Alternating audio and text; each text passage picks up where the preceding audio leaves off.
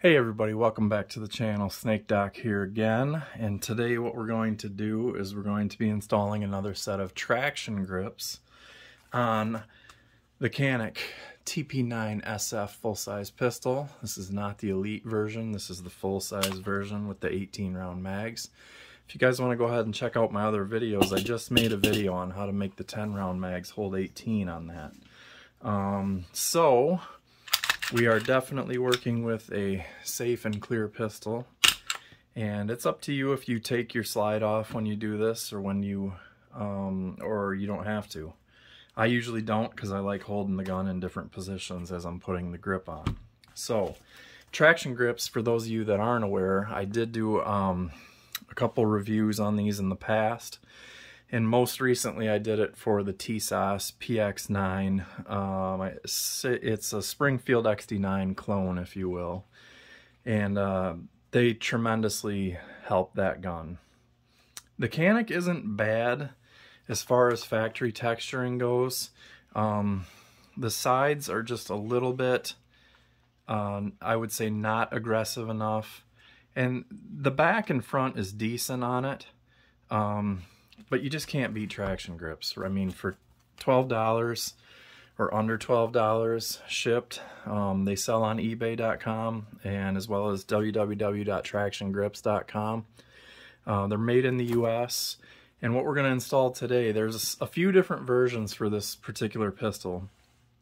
They have some that have a cutout for a Canik logo. If you have the one that had the old logo, I think it was like dolphins or something on the logo. Or there's this version here that does not have that, but it gives you, you can see it gives you relief so that you can still drive out your pin if you need to change your back strap out. And I got this in the gray rubberized texture. You can get a granular texture, and you can also get black. So check out tractiongrips.com, guys. I'm nothing against Talon, but you're overpaying for Talon. Traction grips, their designs seem to be a little bit better. They give you extra, like this one is going to give me grip up in here that I would not get with the factory offering, and maybe not in some of the other grip manufacturers. So Talon seems to, or traction seems to be made by people who actually put rounds through guns and know what areas require a little bit more than what the factory was able to provide. So what will you need to install?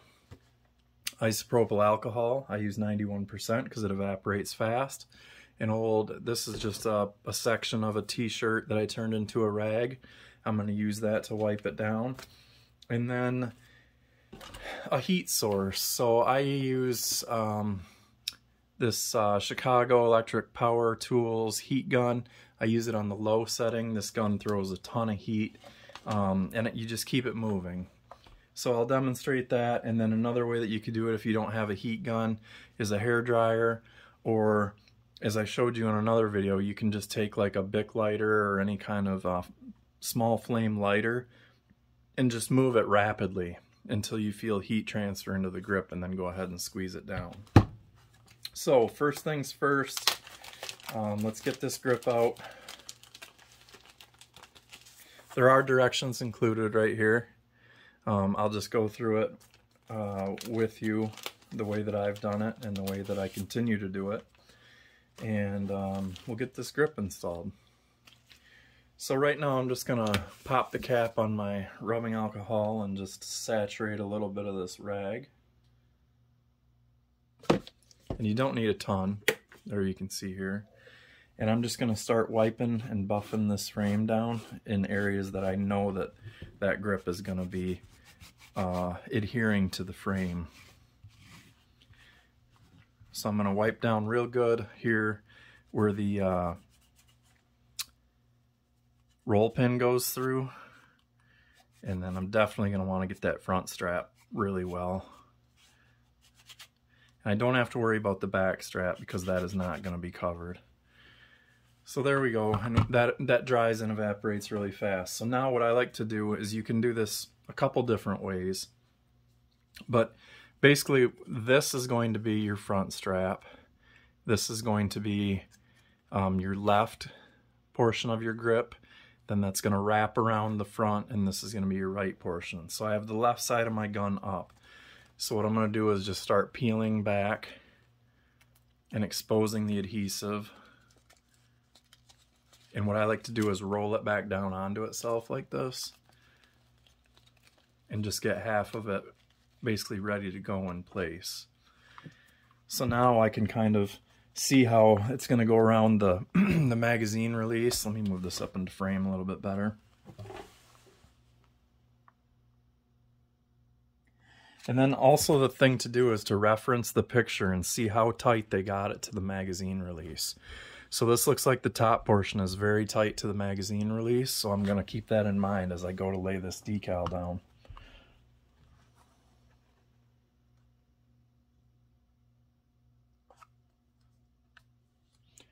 And then what I'll just start doing is just gently pressing down. And I can see that I don't have it lined up perfectly for the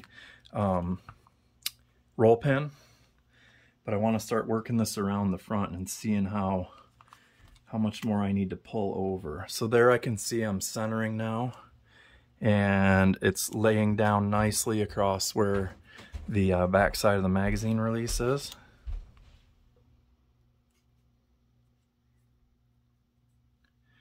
And there, when I press that down, it's lining up perfectly with that roll pin hole. So what I'm just going to do to start is just kind of get it as close as possible.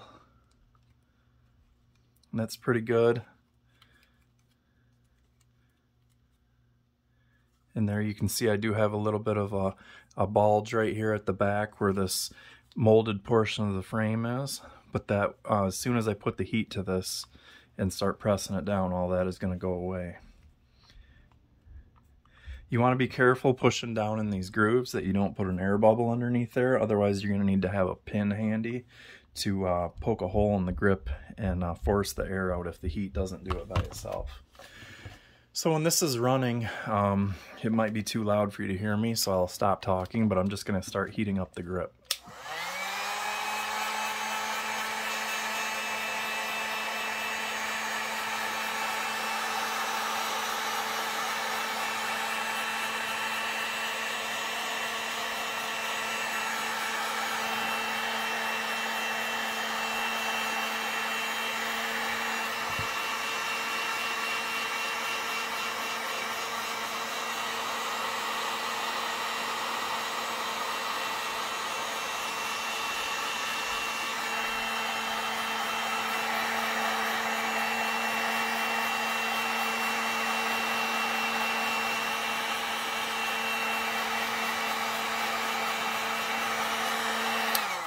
Alright, so let's see. Yep, it's definitely warm.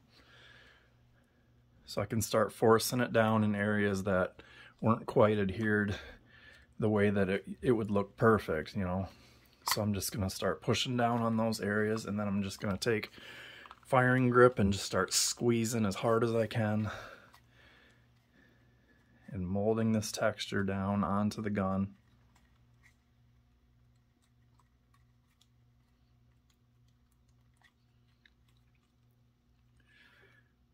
And there we can see it's lining up with that roll pin. So if I needed to drive that out to switch the back strap, I can still do that, and it's not going to affect my grip at all. You can see this line is cut around that, and it's not overhanging or interfering with any of that back strap removal process. So I can just keep doing that a few times until I'm perfectly satisfied, but you can see here that we don't have any more of that bubbling at the back of this molded section, and it's laying flat in there, and I don't feel an air bubble or anything in there. So I'm going to say that's a well installed grip and drastically improved the fit and feel of this gun in my hand.